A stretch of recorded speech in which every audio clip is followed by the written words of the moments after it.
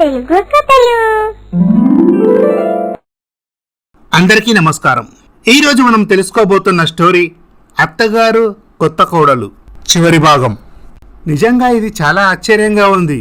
ఇలాంటి గొడవల గురించి హత్యలు కూడా జరుగుతాయంటే నేను నమ్మలేకుండా ఉన్నాను. మీరు నమ్మలేకపోయినా ఇది నిజమండి. అంతా జరిగిపోయిన తర్వాత నా పోయిన ప్రాణం తిరిగి వస్తుందా? అందువలన నా జాగ్రత్తలో నేను ఉండటం మంచిది కదా. ప్లీజ్ చెప్పండి, ఆవిడ నన్ను ఏ విధంగా హత్య చేసే అవకాశాలున్నాయి? మీరు ఇంతలా అడుగుతున్నారంటే ఇద్దరి మధ్య ఒకరి మీద ఒకరికి ద్వేషం, కసి తారాస్థాయికి చేరి ఉంటుంది. ఆమె మీరు తీసుకునే ఆహారంలో విషం పెట్టి చంపవచ్చు, లేదా కత్తితో పొడిచి చంపవచ్చు. మీరు డాబాపై ఉన్నప్పుడు డాబాపై నుంచి తోసేసి చంపవచ్చు, లేదా ఏదైనా మందు కలిపి మీరు కృషించి నీరసించిపోయి మరణించేలా ఇలా ఎన్నో మార్గాలున్నాయి. మీరు చెప్పిన పద్ధతిలో చంపేస్తే నేరం ఆమె మీదికి వచ్చే ఛాన్స్ ఉండదా? ఉంటుంది, కానీ ప్రభావం హత్య జరిగిన సమయము, పరిస్థితుల బట్టి ఆధారపడి ఉంటుంది. ఉదాహరణకు మీ ఇంట్లో ఇద్దరు కాకుండా మరో మనిషి ఉంటే ఆ పని చెయ్యదు కదా. ఇంట్లో మీ ఇద్దరు మాత్రమే ఉన్నప్పుడు మిమ్మల్ని చంపాలనుకుంటుంది. అలాంటప్పుడు పోలీసులు కూడా ఆమె పని చేసిందని ఆధారాలు సేకరించి తెలుసుకుంటారు. అందువల్ల ఆమెను పట్టుకునే అవకాశం ఉంది. రామశాస్త్రి గారు, ఇదంతా లేకుండా సహజంగానే మరణించే మార్గాలు ఏమైనా ఉన్నాయా? ఉన్నాయి. మీరు నిద్రపోతున్నప్పుడు మీ తలపై తలగడ పెట్టి మీకు ఊపిరి ఆడకుండా చేసి చంపే ఛాన్సు ఉంటుంది. అప్పుడు మీరు ఎలా చనిపోయారో తెలుసుకోవడం కష్టమవుతుంది. చూసేవాళ్లకు అది సహజ మరణంలాగే కనిపిస్తుంది. నిజమే, నన్ను ఆవిడ అలాగే హత్య చేస్తుందేమో. మీరు అనవసరంగా భయపడుతున్నారు. ఆమె మిమ్మల్ని హత్య చేస్తుందని నేను అనుకోవడం లేదు. ఏదో ఒకరోజు నా హత్య వార్త విన్న తర్వాత మీరే ఆశ్చర్యపోతారు. సరేనండి, నేను మిమ్మల్ని మళ్ళీ కలుస్తాను. వస్తాను. ఈ విధముగా జరుగుతుండగా ఒకరోజు కాంతమ్మ బంధువు దినకర్ కాంతమ్మ ఇంటికి వస్తాడు. పిన్ని, బాగున్నావా? ఏం బాగోలేరా, ఏదో అలా ఉన్నాను. అదేంట్రా, నువ్వు ఈ మధ్య మా ఇంటికి రావడమే మానేశావు?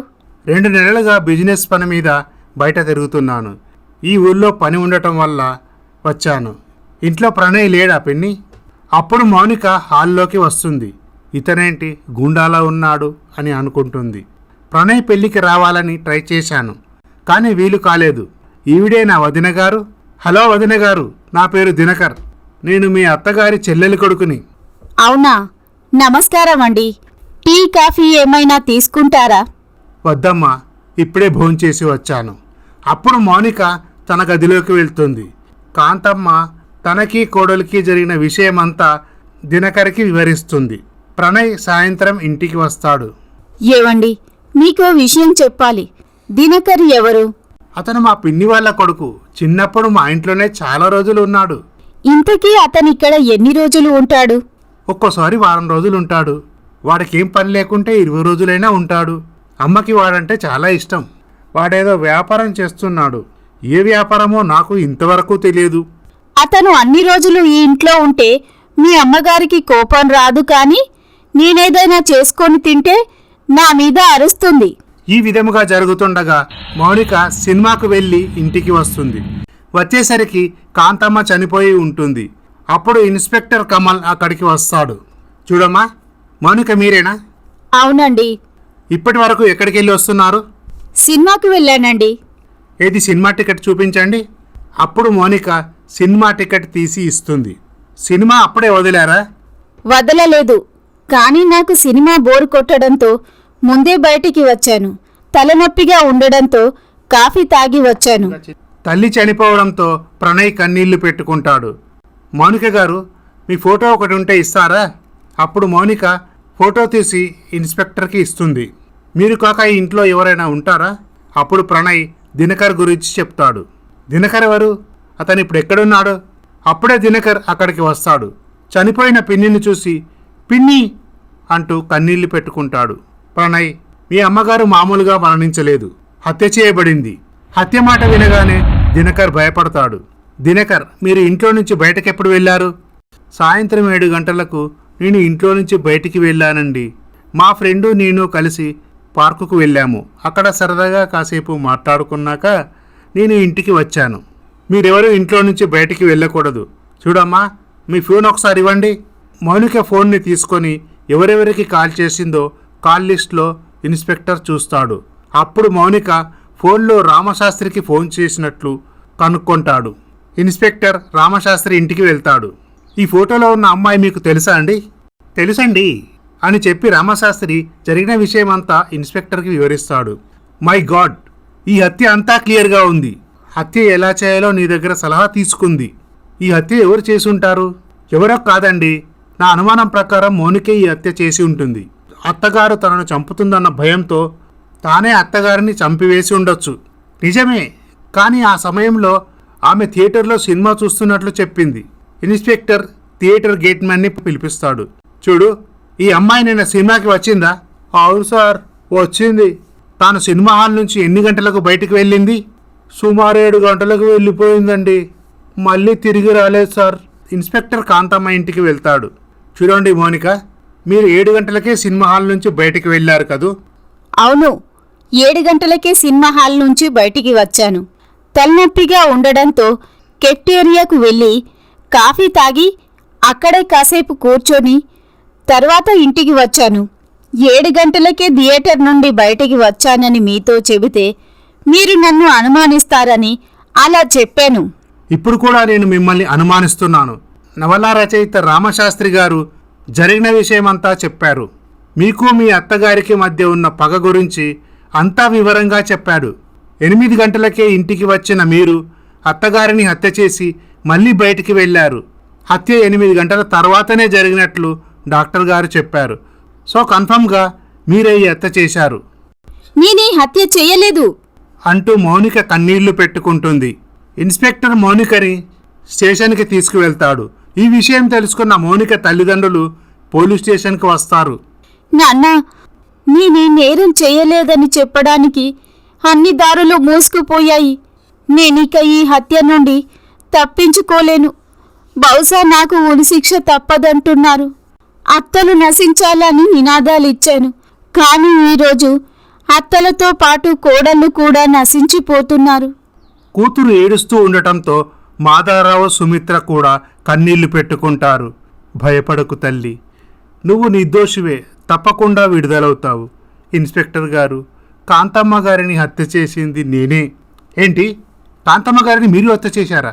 అవునండి, నా కూతురు మీద అభిమానంతో ఈ నింద నా మీద వేసుకోవడం లేదు. నేనే ఆవిడ గొంతు నొక్కి చంపాను. ఈ నింద ఇంట్లో లేని నా కూతురు మీద పడుతుందని నేను అనుకోలేదు. కొంచెం వివరంగా చెప్పండి, ఎందుకు చేశారు ఈ హత్య? నా కూతుర్ని చూసిపోదామని నేను కాంతమ్మ ఇంటికి వచ్చాను. తలుపులు దగ్గరగా వేసి ఉన్నాయి. లోపల కాంతమ్మతో పాటు మరో వ్యక్తి ఉన్నాడు. వారిద్దరూ మాట్లాడుకోవడం విన్నాను. దినకర్, నా కోడలు నా మాట వినట్లేదురా. దాన్ని వదిలించుకోవాలి. అది నా కొడుకును గుప్పిట్లో పెట్టుకొని వాణ్ణి కీలుబొమ్మను చేసి ఆడిస్తుంది. అలాగే నన్ను కూడా ఆడించాలని చూస్తుంది. ఇంటి పెత్తనం అంతా తానే చెలాయించాలని చూస్తుంది. ఇది బ్రతికుంటే ప్రమాదం. నన్ను పైకి పంపించి నా కొడుకును దిక్కులేని వాడిని చేస్తుంది.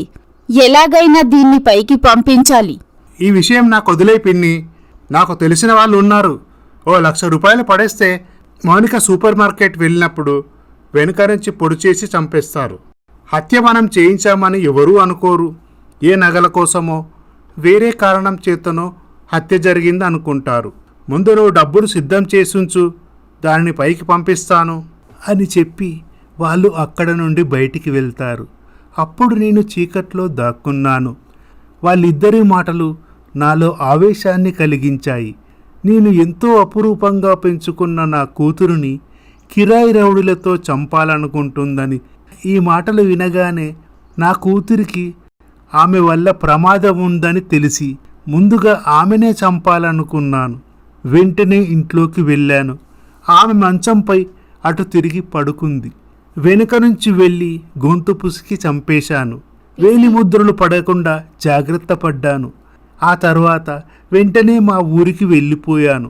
నన్నెవరూ చూడలేదు కాబట్టి అనుమానం నా మీదికి రాదు అనుకున్నాను.